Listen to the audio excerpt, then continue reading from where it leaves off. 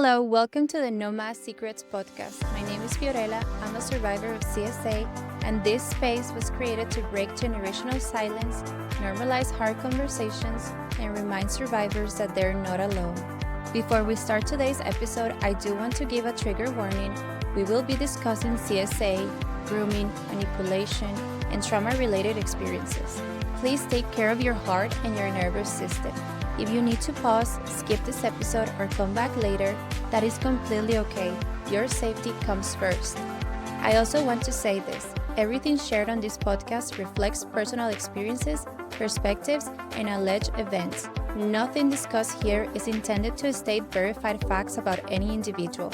This podcast is for awareness, education, and survivor storytelling purposes only.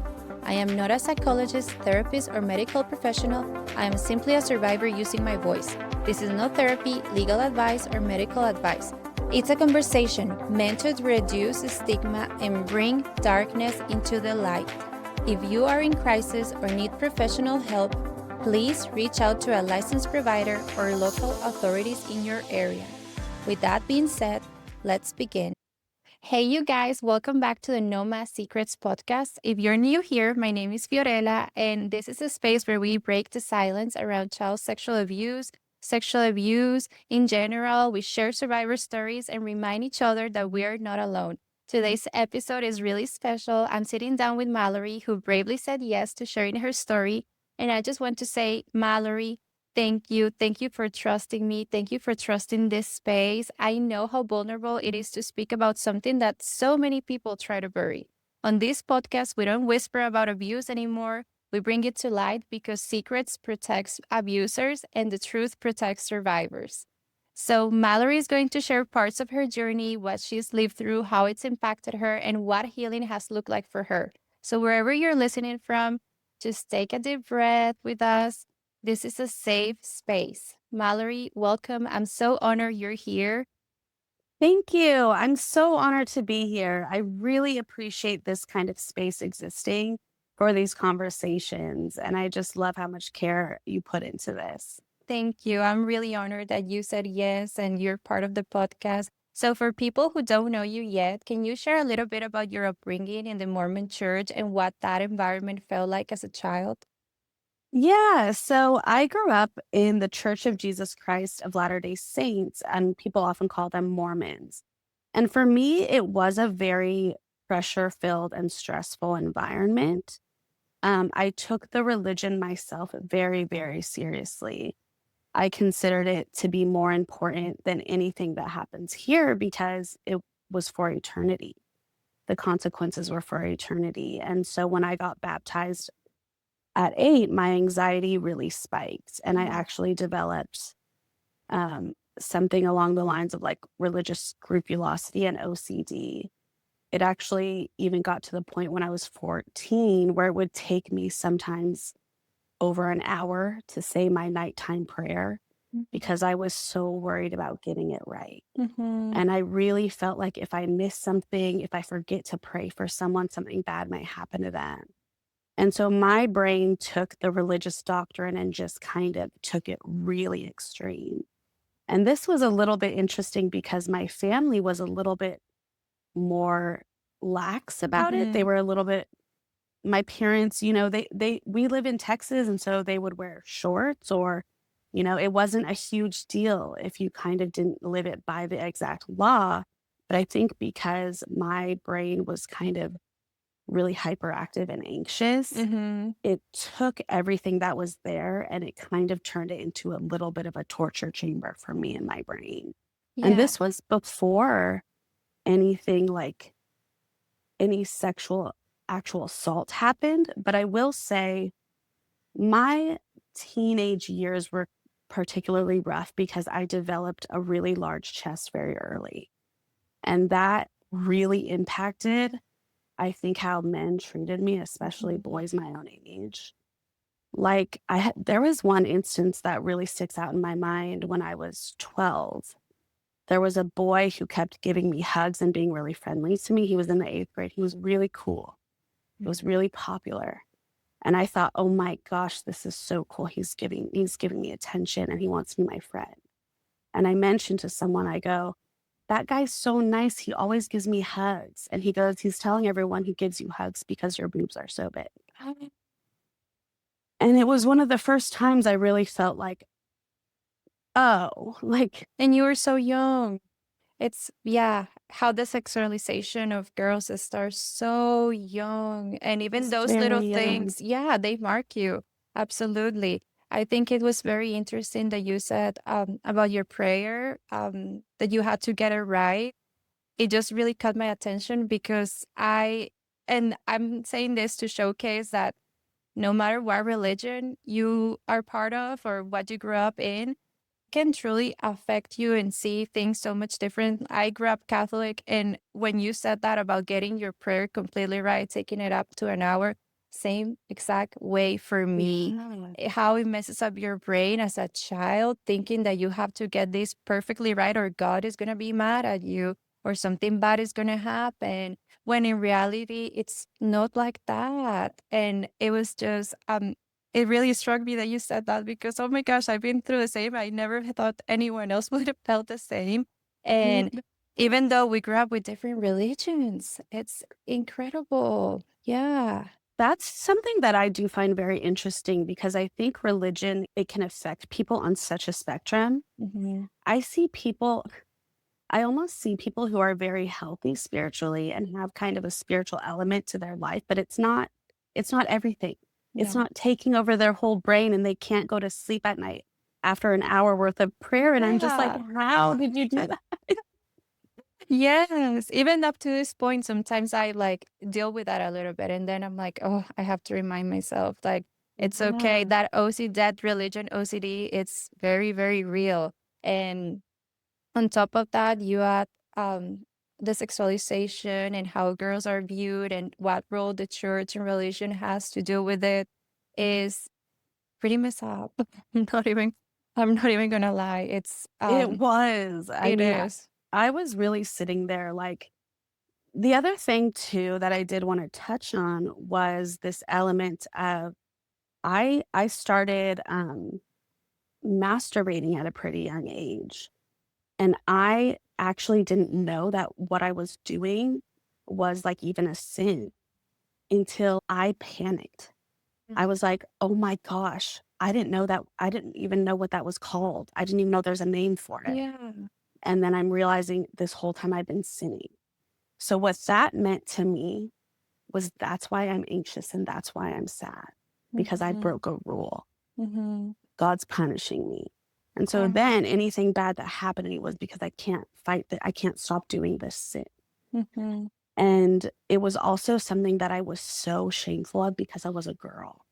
I felt like it was something that boys do and girls aren't like that. Mhm. And so I felt this added shame of like, am I some sort of weirdo? Oh. Am I some sort of like, why am I doing this? I thought this only boys do this. And so I didn't tell anyone, which meant the whole time I felt like I was unworthy. And all of this kind of, I didn't even address it until I went to BYU. But I think because when I got to BYU, I was separated from my parents. So I felt like if I didn't take the sacrament, because of it, they wouldn't ask me questions or know why. Like they wouldn't need to know. I was so embarrassed about the masturbating thing. Can you explain a little bit to our listeners what the sacrament is for the people that are not familiar with the religion? Oh, yes, of course. So every Sunday, they pass around bread and water and they bless it, and it's considered the sacrament. But how it works in the repentance process for the Mormon church is your bishop can actually tell you you're not allowed to take sacrament as part of a punishment as part of the repentance process if you commit a sin. So Mhm. when I told my bishop that I was masturbating, I was not allowed to go to the temple And you and even have to tell that to your bishop. I Like had to it tell like my add that to bishop. the I know. trauma. I mean, like a young girl telling this kind of stuff to a bishop. I Yeah. mean, I was 18 and this man was in his 50s, and I had to tell him this. And the thing is, I wasn't allowed to take the sacrament. I wasn't allowed to go to the temple, and I was doing it about once a month. oh, It was not a problem. It was not some extreme disease or sickness. And I felt like I was like some sick person for doing this, Mm-hmm. kind of. I felt very much like I have a problem that I'm doing this. Yeah, like dirty kind of too. Yeah.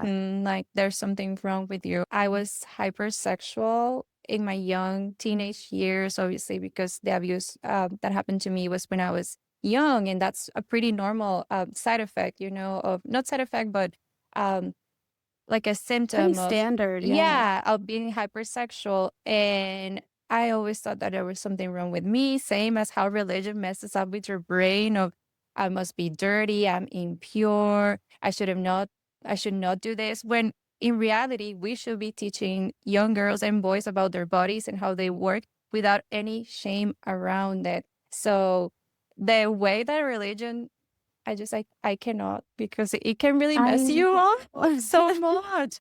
Yeah. I feel like it takes something that's already really kind of sensitive and we need to do it with care, and Yeah. it exacerbates all of these things where if we didn't have this added pressure of now, oh, if someone's inside of you, now you're unworthy. That's what Mhm. I thought. Well, no one told me it mattered whether that person forced themselves or not. I See, had I had so many lessons on chastity, and I did not know what happened to me, you know, for yeah. so long. Yeah. It's something that church or religion does not touch whatsoever. No. At what point did you start realizing that what happened to you wasn't just normal or something that you were supposed to carry quietly?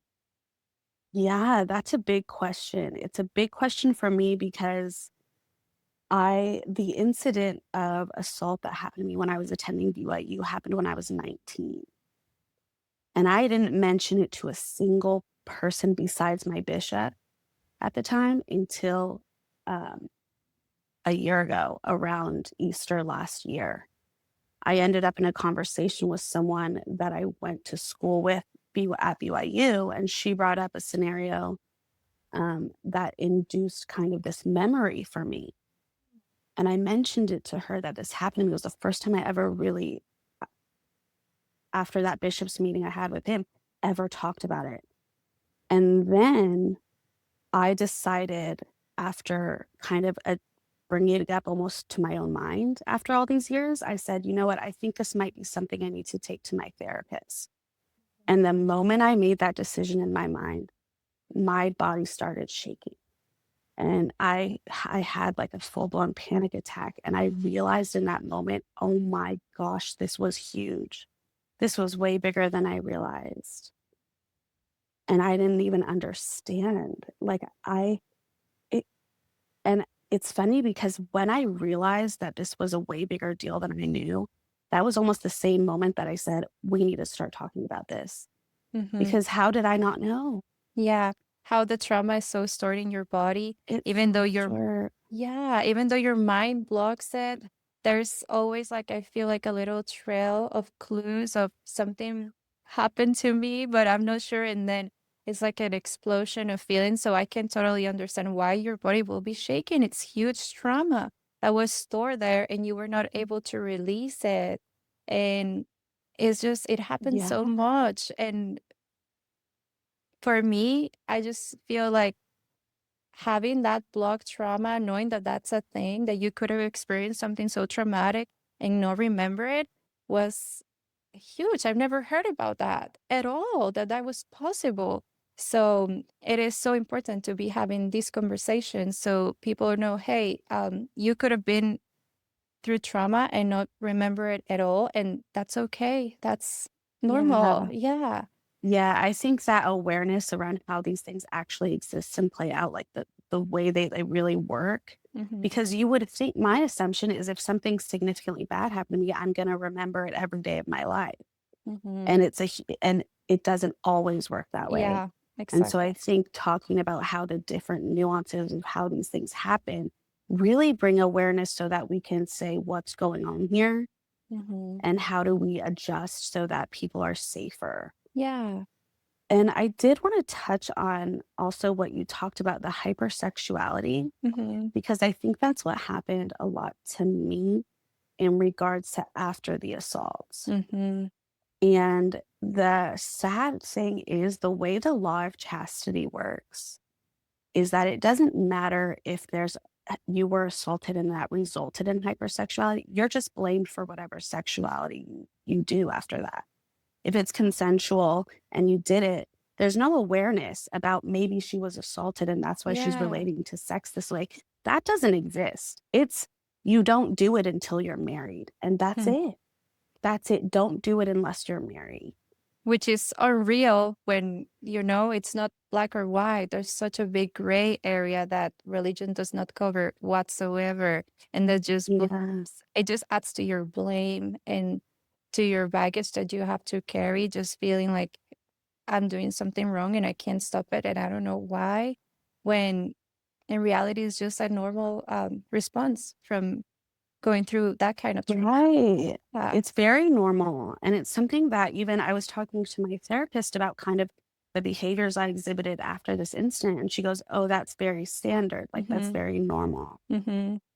And it almost made me like, because I was like, Yeah. oh, Like but the church finally. had no awareness around how a woman's sexuality might play out if something happens like that Mm-hmm. to her. Mm-hmm. That's not taken into consideration at all.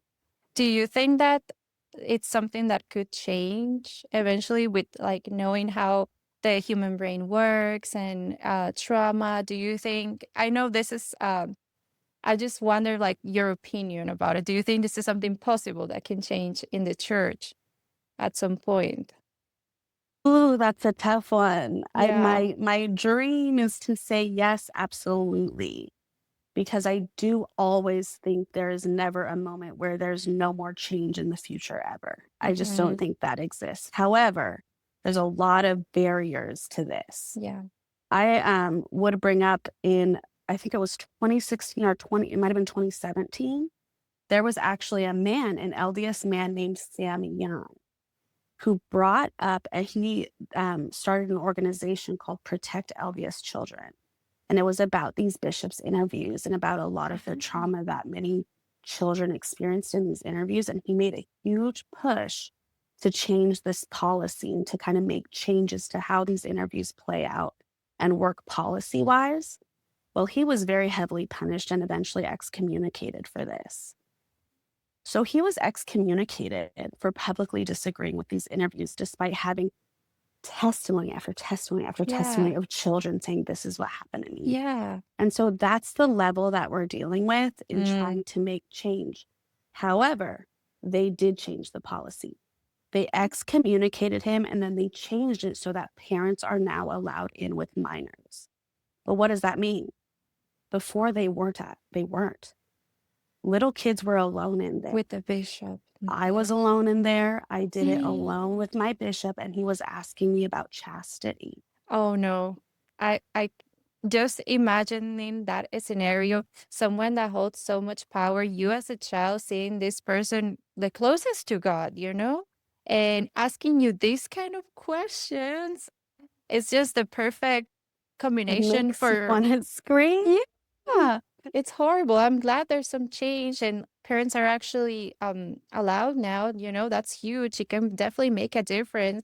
But to think that at some point parents weren't even allowed, it's insane. It's They just the weren't perfect even allowed. combination. Yeah, the perfect combination for sexual assault to happen.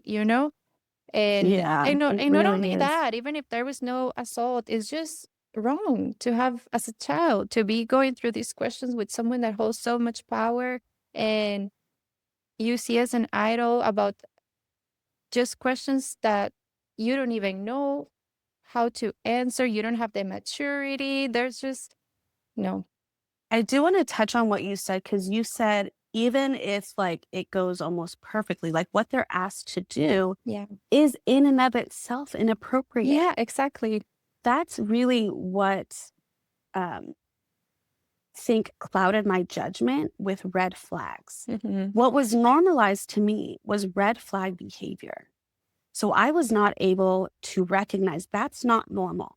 Even if Hmm. it stemmed from a sometimes it stemmed from not an ill intent. They were just trying to be a bishop. Yeah. But because that to me, that's just what bishops do. If someone had an ill intent, I had no way of knowing that Yeah. because that behavior is already accepted and normal. Yeah. That makes a lot of sense. And like how you said, even if it goes perfectly fine and it's a good bishop, no bad intentions or anything, it's still wrong. It's still wrong It's to put still children in that inappropriate. position. Absolutely. Did anyone ever make you feel directly or indirectly like you were responsible for what happened? Yes. And I want to take a little bit of time with this question. And I just want to warning, I might get a bit emotional in this particular section because I definitely felt blamed. And I felt blamed specifically after I went to my bishop. So I'm going to go through a little bit of my story. It was a Saturday night, and I had invited a boy over. And the thing is that also kind of made me a little bit confused was that the only reason I said no to the things that this boy wanted to do was because I was trying to follow the law of chastity.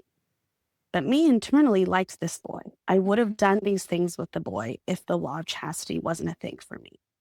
But I said no because I wanted to, specifically because I wanted to follow the rules, despite the fact that I actually did want to do those things with that boy. Mm. That's real confusing, right? Yeah. And then it happened and it was really quick, right? It happened quickly. I pushed him out. He went back in. I pushed him back out. We argued a bit and he left. And so to me, that didn't feel like a huge deal. It felt a little bit like I like this dude. Um, I hung out with him after multiple times. To me, it was like he was just a little bit aggressive and pushy. And he left, and so it was fine. But I was emotional enough after that incident that after he left, the first thing I did was I called my bishop. And I called my bishop because I had already had his phone number because he gave it to me to help me with my masturbating problem. Things get a little tricky because whenever I think about this bishop, and as I was preparing for this podcast, there is still a part of me that wants to protect him. It wants to make him not look bad. I Mhm. was sitting there going, this guy isn't helping me. This guy doesn't know what he's talking about. I thought this guy has my worth in his hands. And if I do what he says, I can get it back. And it felt like he was like a father figure. Like we had a lot of meetings and nothing inappropriate happened in those meetings. Well, let me rephrase. At the time, nothing physical happened with that man, but a lot of those meetings involved a lot of stuff that should never have happened. Mhm. We shouldn't have been talking about those things. Why did I go to some random local man in my ward for this? Mhm. He's the only one I ever told until a year ago. And the first thing he actually said was, "Why didn't you call me?" And I was shocked because I did call him. Yeah.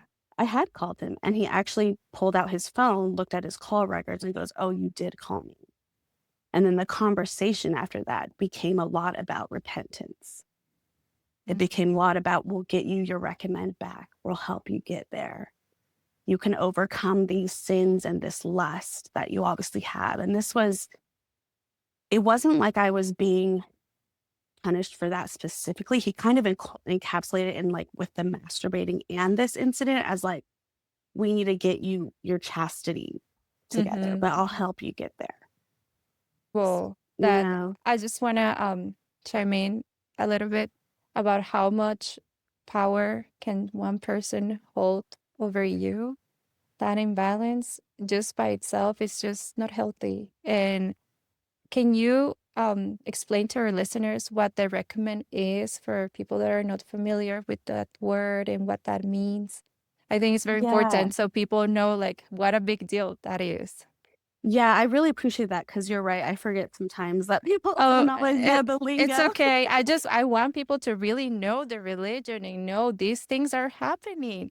And like I told you before, I'm not familiar with the Mormon religion and everything that entails, and a lot of things that I've learned. So I want everyone to know that what this is about, what you're explaining.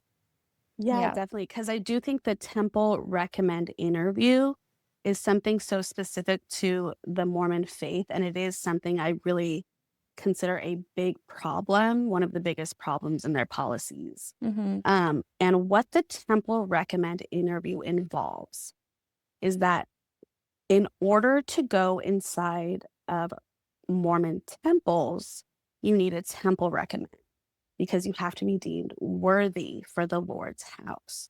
So these interviews are called worthiness interviews. Well, I already have a problem there, right? Yeah. That really did a number on my self-esteem, I'll be honest. Because I looked at that temple recommend and I looked at that walking into that temple building as meaning I did it. Good, you did it. You did all the Mm-hmm. thing. You made it. And that's all I wanted my whole life. And I'm sitting there and my bishop is saying, "We'll get you there." After I experienced someone doing something Yeah. to me. And so I didn't even sit there going, "This guy's, what is he talking about?" I sat there and went, I literally looked at him and I said, "Thank you so much." And I'm sitting there thanking him for helping me repent. And then I would go home at night and I would read my scriptures and I would get on my knees and I would apologize to God. You were You carrying the know, blame no, all by yourself for something that it was not your fault whatsoever. You should have been hugged. It should have been handled so much different. And I think like I've heard this before too on a podcast that really struck me that the assault, it is traumatic, but what could really make a huge difference is what goes after that.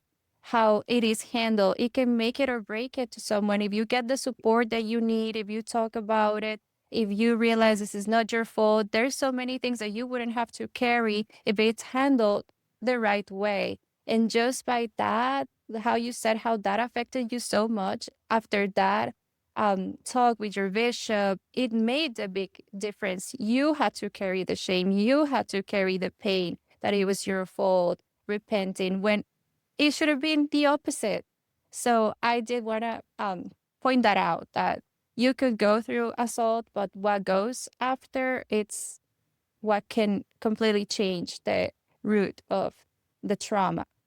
yeah, I'm so glad you said that too, because I do think there is such a mishandling of these cases that Mm-hmm. there's a lot of room for improvement. Mm-hmm. There's if we can tweak the way that we respond, there's the incident itself, and then there's everything that happens afterward. And it's Yes. all trauma. Like if we can change everything that happens afterward, maybe we can really help people heal from the incident, and then we can really stop those incidents as much as we can. Mm-hmm. Mm-hmm. But I think in the fact that I do think we get a lot of this stuff wrong as a society, but there's a lot there to improve then. Mm-hmm. And I think those improvements can really come from these conversations. Mm-hmm. Because like I said, I wasn't sitting there going, "This man is blaming me for assault." That's not at all what I said. No. I said, "I messed up and he's going to help me. This is the man that's going to help me." And so I became very indebted to him. And what happened was after that happened, I started breaking a lot of rules. Mm. I started breaking the rules and I ended up being put on probation with the honor code for some of those rules at BYU. And I look back and I'm like, before that assault, the only thing I was doing was masturbating once a month. And then I end up on probation for the honor code. And my bishop literally looked at me. He said he would have never been put on probation for masturbating. And it felt like he was saying, "You were fine. when you were just masturbating. And the whole time I thought that was too much already. I already Mm-hmm. didn't have my temple recommend for that. Yeah. And now it felt like he was like, well, you should have just been just doing that. Well, you already said that wasn't good enough either. So it just No. felt like an endless effort on my part. And I was just getting like, not good enough. You don't get that temple recommend. And I never once held that temple recommend and felt worthy of it. Not once in my entire 21 years in that church did I feel worthy for that temple recommend. Do you feel like that's something that everyone experiences in the church? Like that's something that is really attached to you never feel worthy whatsoever. There's always something that you have to improve and it's endless. I do feel like that is a very Mormon thing. And I have had so many conversations with former members, or Mm. more so than I see in the regular public. Yeah. And I feel like because it's such a works based religion, do you understand what I mean? Like you have to do X, Y, and Z. It's not about Mhm. faith alone. Some religions are very much like you just believe in Jesus and there you go. Get Yeah. baptized, believe in Jesus. Well, Mormonism is very different. They police you hardcore. They police what you drink. They police what you wear. They police what you say. They police what you watch. And all of that leads to somewhat, in me, that natural proclivity for anxiety was just like ramped up, Mm. you know? Mhm. And I then it's like very little minute things are big deals. If you drink coffee, that's a huge deal. You can lose your temple recommend for that. So what it does to your mind is it almost makes you not understand like the difference between a sin that like really harms people or Mhm. a sin that's just you're not supposed to do it. Yeah. So now your morality is just what did they say I'm supposed to do or not do? And you Mhm. can't really make up your own mind Mhm. a little bit. I also did a little bit of research on the religion, how they tweak some things to their convenience as well with the whole coffee thing. Like they said it was the caffeine, but then they said it was hot beverages, that it's Mhm. okay if it's cold, which is just by itself seems to me just not right. It's just you can tell Yeah. that they're just tweaking stuff in their own convenience, and just that by itself is just wrong. You can tell that it's not okay if anyone can see it from the outside that Mhm. there's just so many things that are not okay, that is not normal. And what I do find with the kind of hyper policing of the community that the LDS church does is what happens is you get people that can't figure out how to make a decision on your own. It's almost like when you have a micromanaging boss. So you have to ask them first before you do something because they Mhm. might complain if you mess it Yeah, up, right? yeah, And so I've heard people be like, well, is it only black tea or is oolong tea allowed? And yeah. then you get where they can't even figure out how to make a decision without someone telling them whether it's right or wrong. And Mhm, it's because they policed every minute little thing mhm, to where you're now going, well, I better make sure. I better mhm. make sure before I do that, that it's okay. The control that that has over people is And insane. I will say I do find it interesting because some people will go their whole life in the church, leave once they hit like 18 and they're just like, "Yeah, I never really bought it. I never really bought it." They come away and they're like, "Yeah, I just didn't tell my bishop anything." And Oh. I'm like, "How did you do that?" I'm Yeah. like, "That sounds awesome. How did you do it?" But I Yeah. feel like if we can almost I don't want my content to be like, you have to leave the church to fix these things. Mhm. Let's exist within the framework of you're staying in the church. That's kind of how I approach my family. Yeah. Let's instead have conversations with this younger generation. You can say no to your bishop. You don't have to answer a question you don't want to. If if you feel like you need to repent of something, you can always just go to God yourself. Mhm, mhm. Equipping them with a different framework than I had I going love into it. that. Yeah, that is more approachable. Yeah, I love that. I also wanted to touch on one aspect of the assault that I feel is very important. People think SA is going to be violent. You're going to be like tied up. There's going to be blood everywhere, like they think it's something very violent, but it's not necessarily like that. And how you were saying, this is someone that you were hanging out, the importance of consent, like you can say yes to hang out, say yes to lay down in bed, watch a movie, whatever. That does not consent to have sex. That is very important.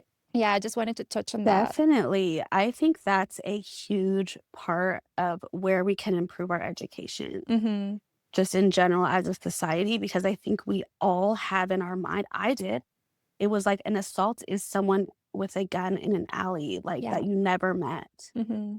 And that's not at, I mean, that happens, but that's not every time. And so significantly of these things happen outside of that realm Mm-hmm. in a much more confusing way. Mm-hmm. Like I said, I liked that boy. I wanted to hang out with that boy. I invited him over, and none of those things made what happened okay. No. None of those things made it my decision. I said no, and he didn't listen.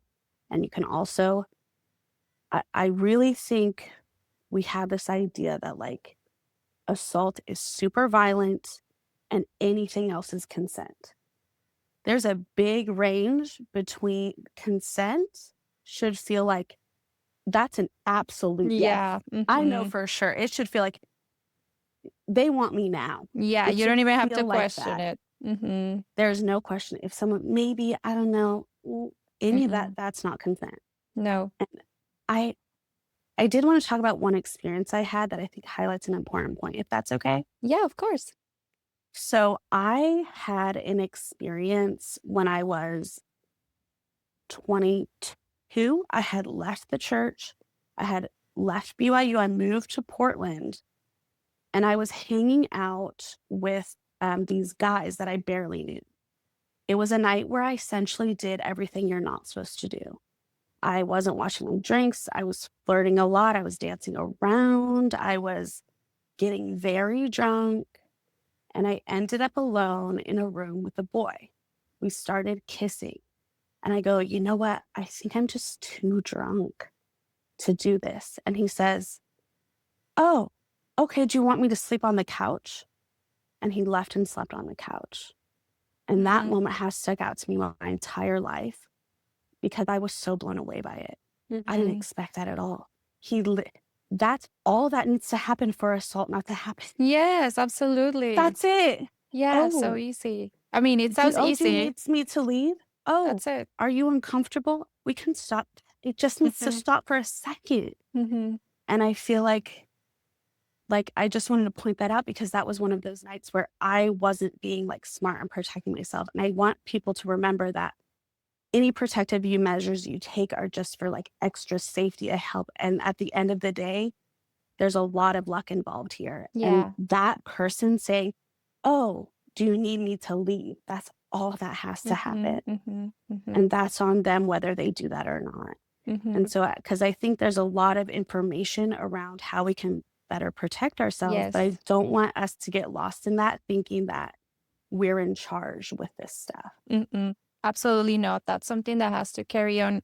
Well, especially men, we have to be honest. The statistics says that men are the most prone to commit this kind of crimes. And the education should be towards them. I think we should stop telling girls, cover your Yes. drinks and don't wear this, don't wear that. Always, be aware of your surroundings, which I think it's still good advice. But we need to switch that conversation towards the real education that can make a difference about consent. Okay, what is not? Even if you're married, that does not give you consent for the rest of your life. There's so many things that I'm glad they're changing. So I love that you touched that because yes, you can take all the precautions of not watching your drink and not going to places with people you don't know. But at the end of the Mhm. day, like you said, it's luck and depends of the person that you're going to encounter because anyone can act so much different in that situation. So Yeah, I I love think that you about that touched that. night. I think about that night a lot because the reason nothing happened to me that night and I was perfectly safe was because that man said, "Oh, okay, do you need me to sleep on the couch?" And he left and slept on the couch, and it Mhm. was that easy. Yeah. It felt like that easy. And I was just like, "Oh my gosh," that's what we need to Yeah. be teaching boys. They need to know, you hear no, everything stops. Yeah. "Okay. Oh, Immediately. okay. Are you uncomfortable? Mhm. Oh, Yeah. okay. Do you need me to leave?" That's so simple. So simple. Well, I and yeah. Hopefully it'll make a change. I also want to say there's many types like coercion, and sometimes like they can say, "Oh, you don't want to do this. Okay, let's do this instead." So many other ways that they try. That's still assault, no matter what, no matter how much they try to frame it or change it. There's so many ways. It's such a gray area. So, yeah, just wanted to touch on that. How was Definitely. abuse talked in your community, if it was talked about at all? It was very much not talked about. If I got most of my understanding of sexual assault from media, from, like, movies and TV, Mhm. and then so assault wasn't talked about a lot, but sexual purity was talked about way a lot. So, I just never I never really thought they were connected. That's Mhm. why I think my picture of assault was so much that, a gun in the alley, Yeah. super violent, because that's what I saw on TV, and then in church, it was just like, "Don't wear a short skirt." Like, So it was many really things. hard to conceptualize, and then there was a lot of conversation in the Mormon church in reference to men being, like, not able to control themselves, kind of. Huh. That was very much a thing, like, boys will be boys. That's why we had to be modest as girls because their brains almost can't help it. And so there was a lot of that. There was a lot of boys are different, and I think that's why I felt so weird about my sexual behavior, masturbating, Mhm. because I thought that girls almost, like, didn't even like sex, like, it was something we did for men. Mhm. Mhm. Like, that was like, you wait till you're married and then you do that for men, Mhm. for To your please husband. them. Mhm. And so it was that, and so I'm sitting there, and at the same time, this is all while I'm having really big boobs. Like, it was a pretty big deal how big my chest was, and leaders, like, at church camps and stuff, they would say, like, "You're different, like, your body's different than other girls, and so you have to cover up even more." Like, things like that. Like, it was very much like, it's you're the problem. And that by itself is just a lot for a young girl, teenage girl to listen to, and the relationship that might um, be with your body, how you will see yourself, because that's just your Oh, yeah. body. Yeah. I very much felt eyes on my body, like, Mm-hmm. all the time. And I felt like it's my problem to, like, deal with whatever people are thinking when they look at me. Mm-hmm. Mm-hmm. And I really hated my chest. I actually eventually I got a breast reduction, and I got it right before I decided to go to law school, and I actually told my mom, like, "No one's gonna take me seriously if I don't get this procedure." Yeah. That's how I thought the world worked, and for a long time it did. And I'll be honest, growing up, it was like my chest it was almost like when you're tall and everyone's like, "You're tall. How tall are you? How tall are you?" Mm-hmm. Like, "Oh my gosh, your chest is so big. What size are you? Oh my god." Mm-hmm. Even women. And, it just felt like everyone's just seeing this and Mm-hmm. thinking about this all the time. Yeah. I can relate to that as well. Now that you say that, I always had a very large chest as well, and I Mhm. developed very young. I was probably like 11, and I was already wearing a bra for an 11-year-old. People will think I was 15. So just by then, people started me sexualizing me when I was 11, thinking that I was 15 because I was older. I had a big chest as well. And that messes up with your way, how you see yourself, how you see the world. Then you're worrying about if people are watching you, always covering yourself. You don't want, like bending down and then showing a little Yes. bit. There's so many things that go, and we're like always hyper aware of, covering up if you're showing a little bit of cleavage when it's something that a teenager should not be worried about. They just should be Yeah. loving their body however it is, not worried about how you said boys will be boys. I'm sorry, no, teach boys not to sexualize young girls, Young girls. teenagers, yeah, control themselves. And the whole thing that you said as well about how we are conditioned to just please men, pretty much that's what sexuality is for women. It's so sad as well because do we should enjoy having sex. It's normal. It's not only for I men. know. It's okay to please yourself. It's something that I would have loved to listen when I was young as well. It was always it's so normal for men, always masturbating every day. That's okay. Mhm. That's normal. Women, no. They should be like this white little um Yeah. you know, like Virgin proof. yes, Like, yes, exactly. Which is so wrong. And combine that with sexual assault is just I it's will say I had an interesting experience in response to kind of my sexuality when I had already left the church, but I still held on to that idea that like the way I exist around sex is like super hypersexual and deviant, and I can't believe I'm a girl. mm-hmm. And so I actually went to they called it a Sex Addicts Anonymous meeting, a 12-step meeting for sex addicts, because I thought I was an addict because I masturbated once a month. Yeah. You Once a month. you know what I Oh, mean? I thought I was yeah. like some crazy addict, but in this meeting was in Utah. It was in near Alpine, Utah, and it was a very interesting meeting because what I heard in the meeting was some people who were clearly just gay Mm, and they were in there for sex addiction.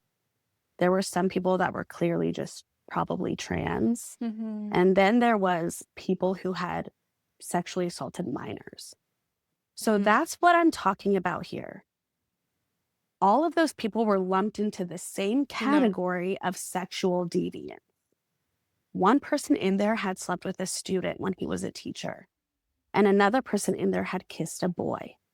Well, those was a boy who had kissed a boy. Well, those Yeah. aren't the same No, thing. absolutely not. Those Mm-mm. are those are very different behaviors, and we're treating them identical. Mm-mm. We're treating them identical. That's Is so weird. is that something that is a thing still? Do you know? Or have they changed Yes. that? It is? They're lumping them in the same category? I will say that the way that the Mormon church addresses and talks about homosexuality is very much like it's a very sexual deviancy. Mm, Like it's just about sex. That's what mhm. it's like impulses and urges, and you're not able to control your lustful urges. Mm, Well, that's okay. not what's going on. Like, No, not at that's not all. at all what's going on. And so they're lumping them in Mhm. with people who have lustful sexual, like, I hear them compare it to alcoholism. I hear them compare it to things like that, like all the time. And they think they're making a good point when they say they think it's like alcoholism. It's fine to have the temptation, but don't act on it. And Mm, then what you have now, every sexual activity is lumped into sexual deviancy. And now you can't differentiate between sexuality that causes harm yeah. and sexuality that's just consensual and normal. The difference is not consent. No, The not at difference all. is nothing. It's just all sexual deviancy if it's not within marriage and it's a man and a woman. I did not know that. I This makes me wonder if the church is part of protecting so many pedophiles, in that way. So they think that they go to these what is it called that you said? Is it like a course or in Church? Utah? No, in Utah when you Oh, went and did that the sexual no, uh Sex Addict Anonymous. Sex Addict Anonymous. Okay. So the meetings, um I wonder if that's part of how many pedophiles they just, oh, yeah, it's a deviation, not really taking it seriously, go to these kind of meetings when they should be actually, I'm sorry, being in jail because Right, right. there's no other way to put it. It's, I remember I was sitting there and I heard that man say, he mentioned that he mhm, did that with a student. And I was like, I, yeah, I he was like, shouldn't be there. is he in jail? Like, like he said he was dealing with his case or whatever, but it was like watching him sit there in the same room as obviously just gay men Mm-hmm. and being like, it was so wild to me because I had left the church at this point. So I was kind of aware of like being queer is not wrong. Yeah. And so I was just like very much like, this is wild. And then I was sitting there and afterwards, so I walked in and I was the only girl. And then, which made me feel deviant again. And then the guy called me and said, "We want you to start a women's group." And I said, "But I'm the only woman." And he Mm-hmm. said, "Well, my wife is going to do it with you." But she wasn't an addict, you know? Yeah. And so it just felt very much like, is what is going on here? I don't think this is helping anybody. And No. it was like, it was just wild that everyone was lumped into that deviant sexual addict category. Mm-hmm. And there was a handful of people in there that actually needed to be in jail. Yeah. And then there was Exactly a my handful of thoughts. people that didn't need to be anywhere near that meeting or any sort of therapy for whatever, for being No. gay. I can't believe that's something that's still happening, that they should definitely change that. Hopefully, by the way that people are talking and survivors are going to start seeing that being gay is not the same as being attracted to minors whatsoever. And really what they do say, they say that sexual sin in and of itself is the sin under murder. So they talk about it like it's this huge deal. Hmm. And they don't say like sex. They say sexual sin. Well, I consider that to be my masturbating. Yeah, yeah, I see So I what was you like, mean. I'm not only committing a sin, I'm committing the worst one under murder. I wonder why they're so focused on that. Yeah, Right because under murder, it's and Mormons very much do, a lot of them will stay virgins until their wedding night. hmm And I do find something particularly unhealthy that happens is that a lot of times these people get married and not only have they not done anything sexual together, they usually aren't having conversations about sex mm, because it's not normal to do that. yeah. And also, it might tempt them. So, if you're not married yet and you start talking about sex, well, that might tempt you. So, then you're not having healthy conversations around what your sexuality is going to look once you get married. No. You get married and you're not sexually compatible, or he wants something, you want something, the other person doesn't. Hmm. I mean, I had conversations with my friends while attending BYU and my roommates, and some of them were like, I'm scared for my wedding night. Oh. I talked to my roommate after her wedding night, and I remember because I was so sexual, I was like, how was it? Like, oh my God, tell me. And she was like, well, like, it was fine. Like, I don't know, we'll get there. Like, and it was just like, I felt like I feel like it's so loaded. They make hmm it so loaded and heavy with all this meaning hmm hmm that then you can't just explore and enjoy and find your hmm way with it. Yeah, I feel like that has to do a lot with how the church and religion says sex, just in general, about how it's something that it could be impure the way you see it, you shouldn't talk about it, and how important to be a virgin when I have hopes and reality that well, it's changed a lot about how sex it should be something enjoyable. There should be communication. They should talk and communicate throughout the whole way, before, after, and it's not a topic that they should run away from. I hope that I feel like it is changing. I feel like the way that they put it at schools too, like how they been teaching about sex ed, even though so many religions and churches are against that, and they've like twisted the whole meaning about it when it's really Mhm. talking about consent and how about like your body parts, because some churches and so many religions don't even use the correct body parts about their body, the I private parts, know. because they're just so scared to talk about it when it's just human anatomy. And just that by itself, not even being able to say the correct words to the private parts to a child, imagine how that is getting into their brain. Oh, this is something that we should run away from. Yes, that Yeah. that message I think gets loud and clear in the Mormon church. Don't Mm-hmm. talk about it. It's dangerous. Don't talk about it. And especially like this is an example. I took a psychology of gender course at BYU. My professor was fantastic. She was so good, but she was like over the crap from the students because the Mhm. first day she gets in, first thing she says is, I will be saying the P and the V word. And if you have a problem with that, you need to drop this class and take a different class. And she goes, Mhm. I have had complaints. I have had students file complaints with the school because she was saying penis and vagina in a psychology of gender course. In college. That's how uncomfortable this population is with this Yeah. topic. And I mean, Wow. think how many problems are going to stem out of that. Mhm, mhm. Penis and vagina, those are Yeah. the technical terms. Yeah, that And is she just so was our basic. professor, and she had gotten complaints so much so that she made that announcement first thing in her class. Mhm, mhm. I mean, can you Wow. believe that? I mean, I kinda now with everything that you told Yeah. me, it's just, crazy that it's actually happening. People will be complaining as students, and you will think by that point, maybe there will be some level of maturity, but I can totally see it from growing in that kind of environment that you will be so alarmed to hear your teacher saying, "Oh my goodness, she said vagina," like, that could be yeah, like, it could be very, yeah, Yeah, and crazy. that's what I think happens is there's so much of a pressure around this sort of sexual purity, and then there's such a lack of communication that Mhm. you end up with people not able to talk about it, not able to understand what happens to them, and then perpetuating these same beliefs. And at the end of the day, I don't think the population of active Mormons wants to do any of that, Mhm. you know, and that's where I feel it gets kind of just sad because I did I thought those things.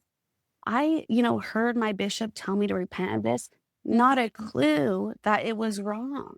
Mm. So they're just not even able to kind of clock it. And that's why I really do think these conversations are important because they turn on that awareness. Mhm, They mhm. turn on that awareness. And without that awareness, it's never going to get addressed because you don't even know it's there, Yeah, you know? I agree. How has separating from the religion and possibly family members impacted you emotionally? Separating from the Mormon church had a very significant impact on my relationship to my feelings and emotions.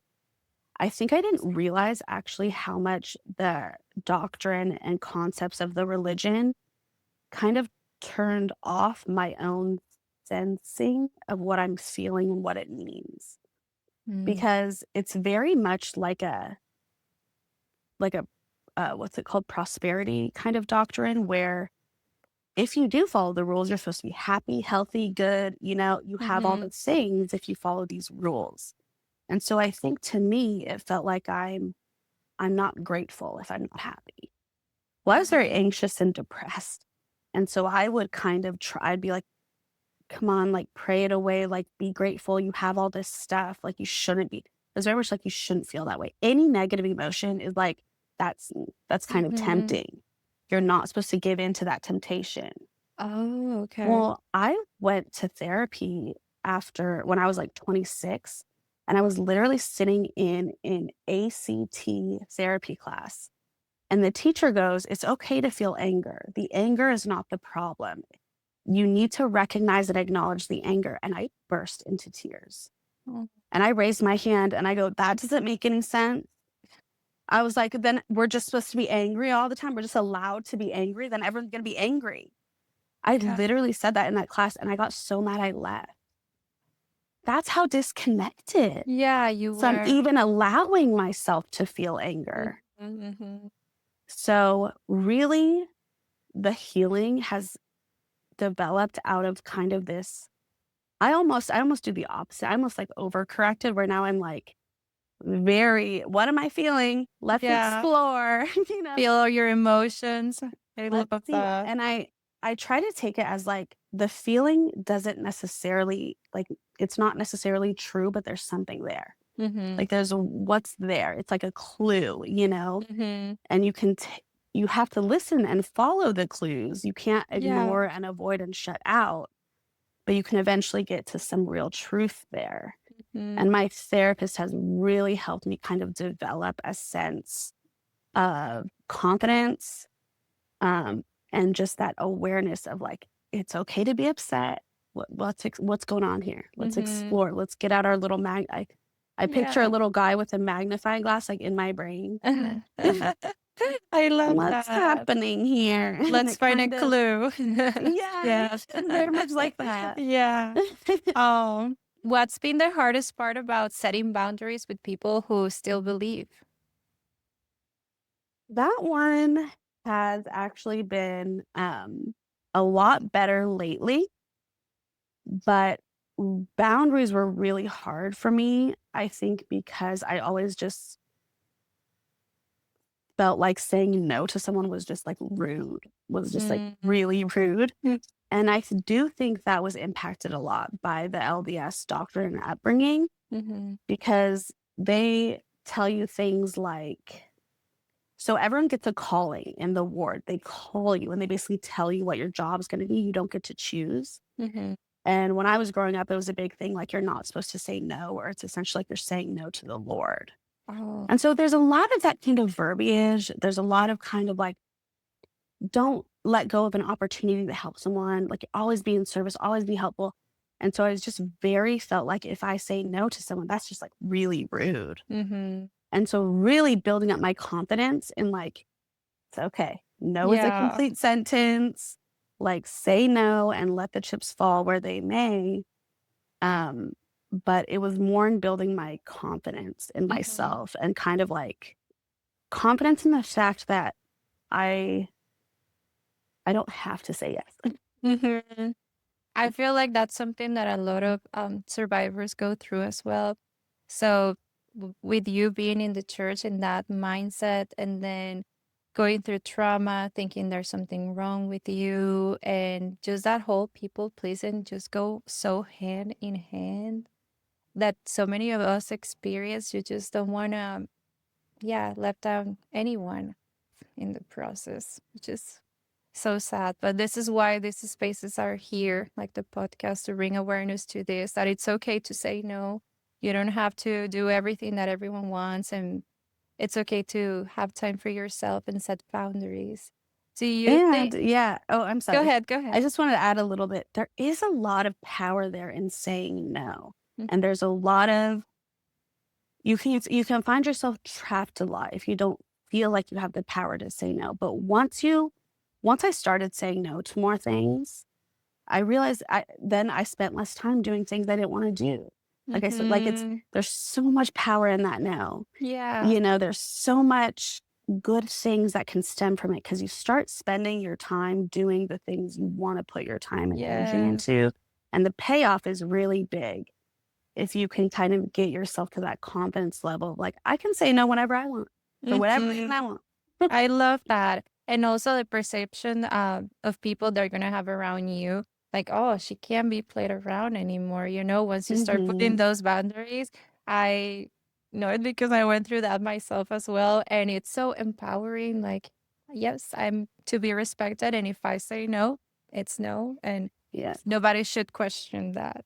Do, Hmm. do you think certain religion systems unintentionally protect abusers? And if so, how? Yes. I would like to spend some time talking about this because I think there's a lot that they do wrong Mhm. that I think at the end of the day makes abusers kind of flock to these religious organizations. Mhm. There's really a lot of access to children. There's Yes. a lot of access to children without proper, like, um, background tests and all of that stuff. People tend to give people authority in church for spiritual kind of reasons. Mhm. And so a lot of that authority comes from kind of like, he's the bishop and he got called to be the bishop. And so what we have here is these very extreme level of power because we're talking about eternity.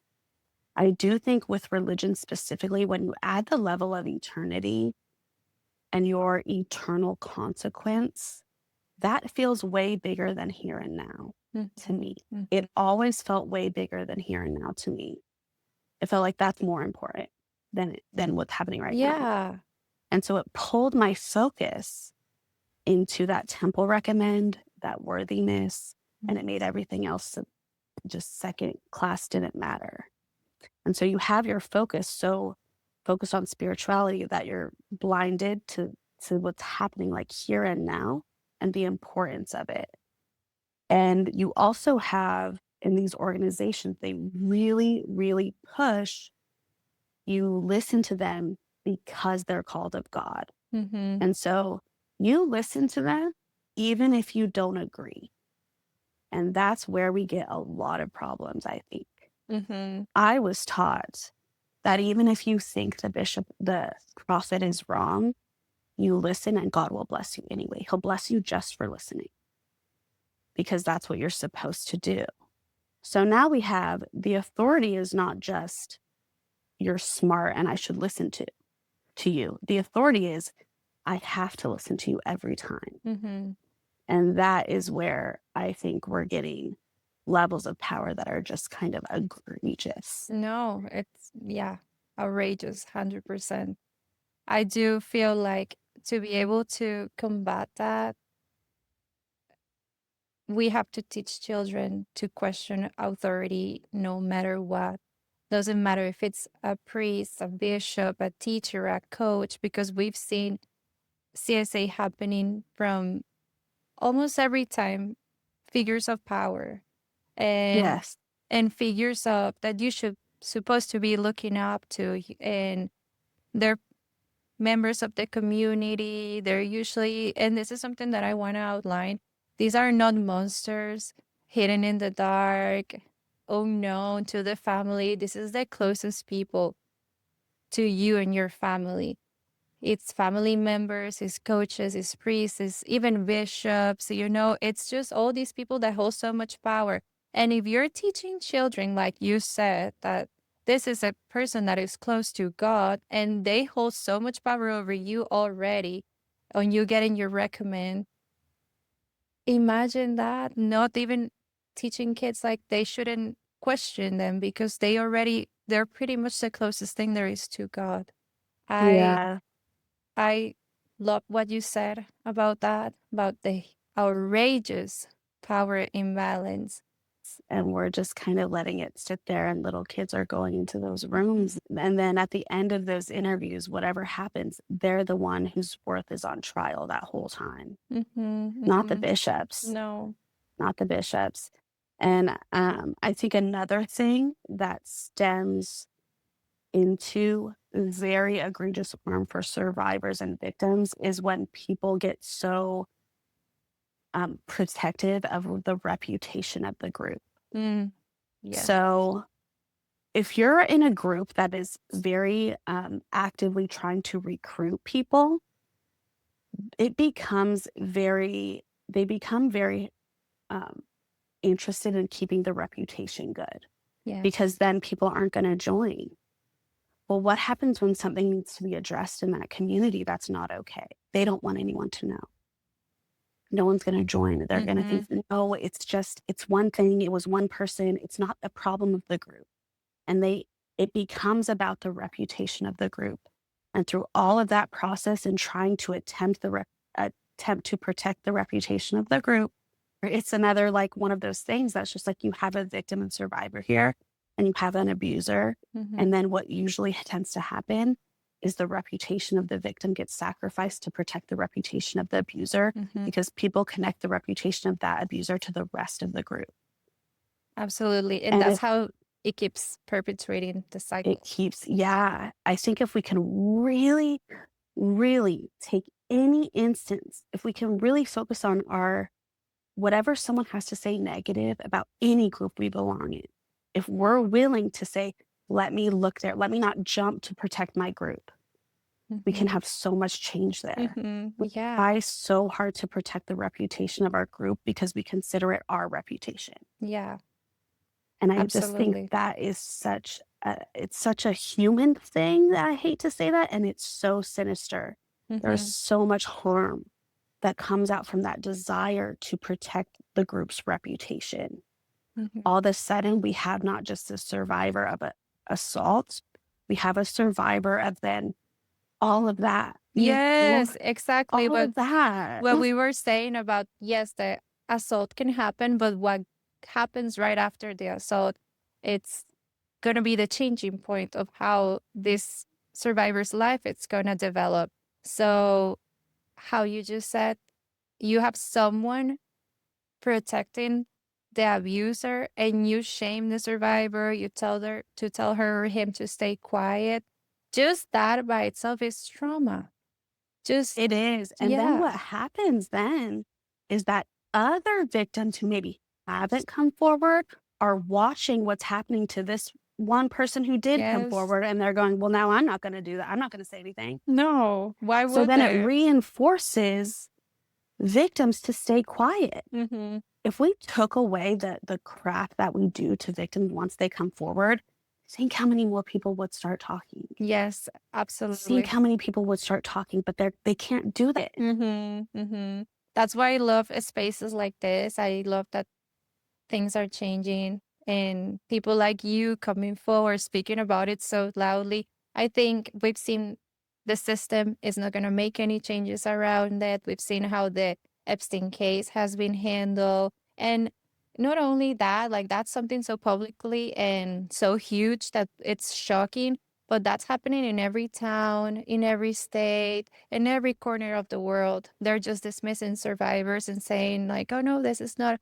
a big deal whatsoever. So we're getting to a point of why would we even talk? What's the point of even Mhm. talking, you know?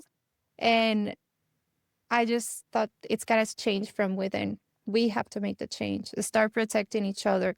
If there someone that it's hurting children, abusing children. I feel like for me, as my duty as a survivor, and I'm not saying this is the case for everyone. Obviously, every case is different. But if I know this person abused me and abused so many little girls, I'm gonna say it because for me, protecting children is the most important. And if we can avoid more children from going through that, I'll be as loud as I can, because obviously Yeah. nobody's doing anything. Sadly. I feel the same way, and I love what you said about with the Epstein stuff because I think sometimes when there's a big public case, I heard a line in a rap song the other day, and it said, "Y'all are screaming you hate P. Diddy, but still love your uncles." And I thought it was so Hmm. poignant Oh, I to the love that. fact that we get this way when it's someone else, when Hmm. it's someone else's dad, it's someone else's uncle, it's someone else's bishop. Mhm. Now it's I'm free to be mad.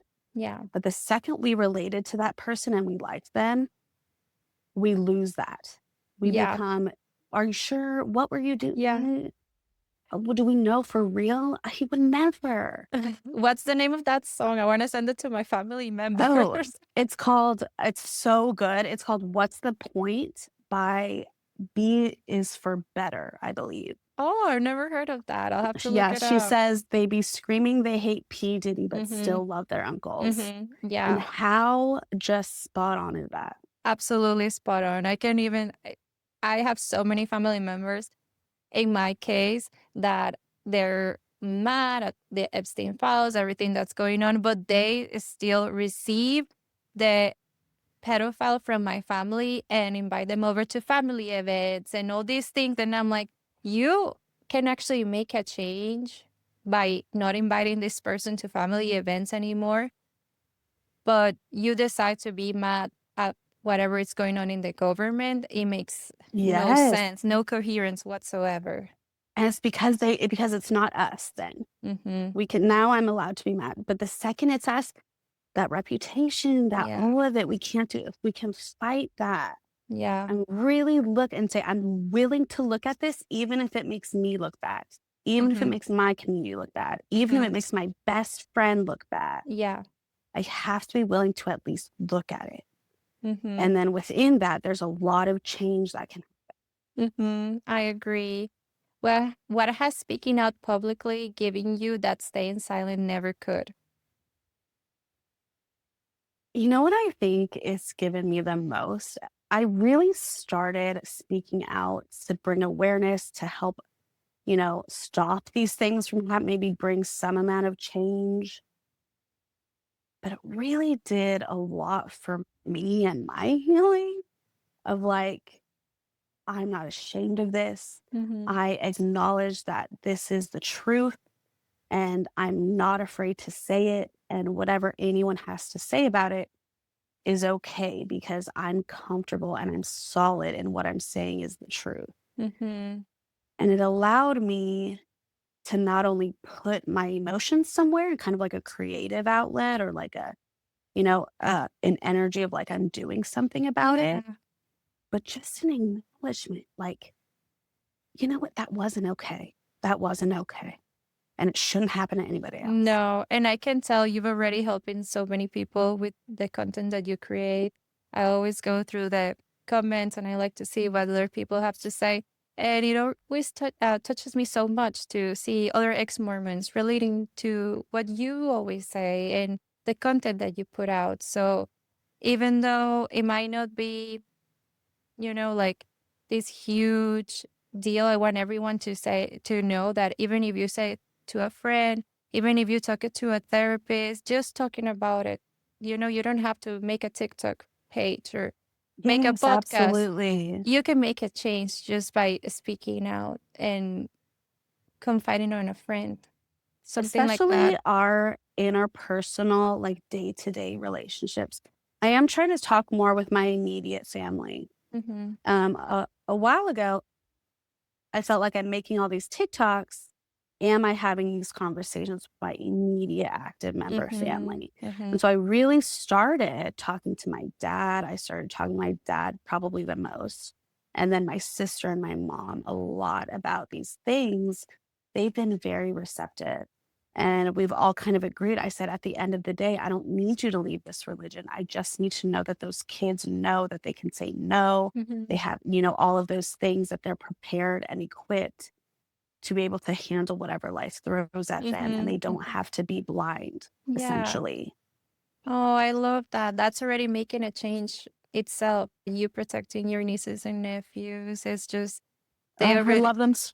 Oh, that's already you're already breaking the cycle, by bringing awareness to this and having these tough conversations with family members, but we need to have them. They're very important. And I will First, say, oh, sorry. I no, just go. wanted to say, like, quick shout out to my family. They are very active members. They are part of this organization, but they are very good to me. They were very nice. They were very loving to me ever since I've left, and we've come to a point where they don't need or expect me to rejoin the church, and it's kind of become an interesting environment where I feel included all the time, even though I'm very much a black sheep. So they do a lot right. They get a lot really well in Mm-hmm. regards to how the LDS church people normally behave. I was not disowned. I live with my parents. My dad buys me coffee from HEB, Mm-hmm. and so that Yeah. does exist. It is possible even within kind of those mixed faith families. Yeah. Oh, I feel like that's gonna bring so much hope to so many members of the church. And It's hard, but it's yeah, definitely it's possible. possible. Yeah. For someone listening who feels trapped in a religious community that's shaming them, what would you want them to hear right now? Ooh, I definitely wanna say you are never stuck. I felt very stuck my last year at BYU because I was basically done with the church, but I had to stay and kind of pretend Mm-hmm. so that I could graduate. And man, it's hard when you feel very stuck. It's hard when you feel like it can feel very like trapped. Mm-hmm. But that's just as I've gotten older, that's never the case with life. I've actually gone through what I consider to be like 9 lives. I'm like a cat because things can change so Yeah. quickly. You move, you grow, you're always learning. And it reminds me of I wanted to share an experience. So I actually used to self-harm for a while, and I had these scars on my arm, and people would kind of make comments sometimes, "What is that? Are you okay? Do you still do that?" And it's gotten to a point now where I haven't done it in so many years, and my scars are so healed that they're practically invisible. You couldn't see them unless I knew where they were and you were looking for them. Mm-hmm. And it's kind of wild to me how healing time is just in and of itself. Like, there's so much healing that time gives, and it feels like it's not happening until you look down and you're like, oh my gosh, something that used to be so sensitive, an area that used to be so sensitive is something that now I look down and it feels like I can, live and it's just normal and healed. And there's just so much opportunity for healing with life. In my darkest places, I really did feel like this is never going to go away. I was very depressed. I was very suicidal and it felt like I was doing everything to not be and it just wasn't working.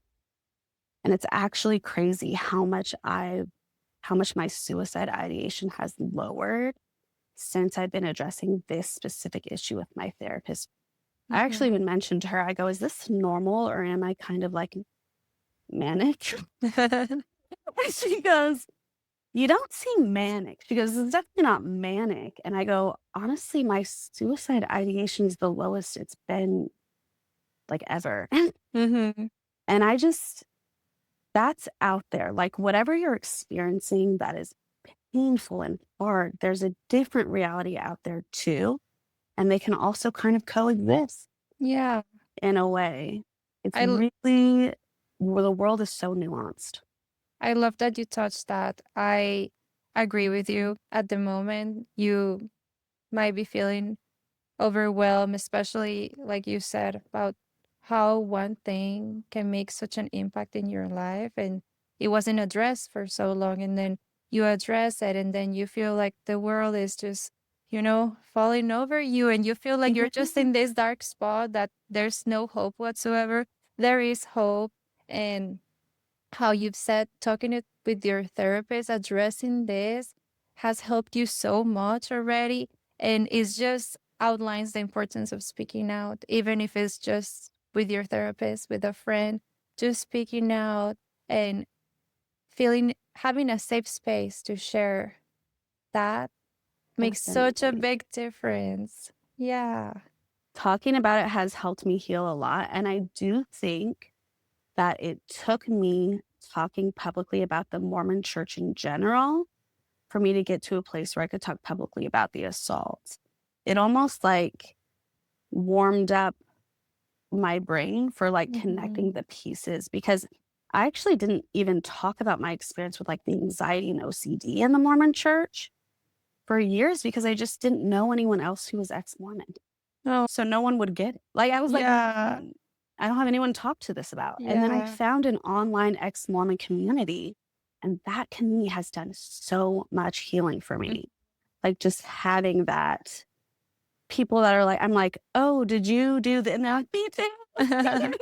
That's the importance of the internet now, how helpful it could be to connect with other people that you may never know they're in the same boat as you. So I feel like having that community, I agree, it makes such a difference because you feel seen and you know Really you're not does. alone. And at the end of the podcast, I always like to end it with a positive note. I always ask the same question to everyone. So, what is the biggest lesson that you've learned in life so far that you like to share with our listeners? I would love to share my biggest lesson, I think, is that if you are willing to be uncomfortable, there is a lot of hope on the other side of that. I think it's really uncomfortable to talk about these things. They're dark and scary and uncomfortable. And if we're willing to do that, so much change can happen. There's so much hope there because we are getting a lot wrong. Hmm. But what that means is if we make some tweaks and we learn and we really educate ourselves, there's a lot of potential for hope and damage control and fixing this stuff so less and less people are harmed until it's nobody. And that's really the goal. And I just think there's so much hope in the fact that we are constantly learning. And the more we talk about this, the less discomfort there will be around talking about it, and the more hope and the more growth will be. Oh, I love that so much. Mallory, thank you, truly. Thank you for your courage, your honesty, and your heart. I know that sharing your story isn't easy, And the fact that you chose to speak, that matters more than you know. So truly, thank you. And to everyone listening, if this episode resonated with you, if you saw yourself in Mallory's story, I want you to remember something. What happened to you was not your fault. Your feelings are valid and you deserve support. And if you feel called to share this episode, please do. You never know who might need to hear it. Thank you so much, Mallory. And this is Thank the you. yeah, Thank you thank you so for being much. part. I feel so honored that you shared your story here with everyone, all of our listeners. And this is the No More Secrets podcast, and we don't keep secrets anymore. So thank you. I'll see you in the next episode. Bye. Thank you so much for being here and holding space for conversations that most people are still afraid to have. If this episode resonated with you, please share it with someone who needs to hear that they're not alone. That's how we break cycles. That's how we protect the next generation. If you're a survivor, I see you, I believe you, and your story matters. Make sure you follow No Más Secrets podcast so you don't miss future episodes. And if you feel called to share your story, my DMs are always open. Until next time, we don't keep secrets anymore.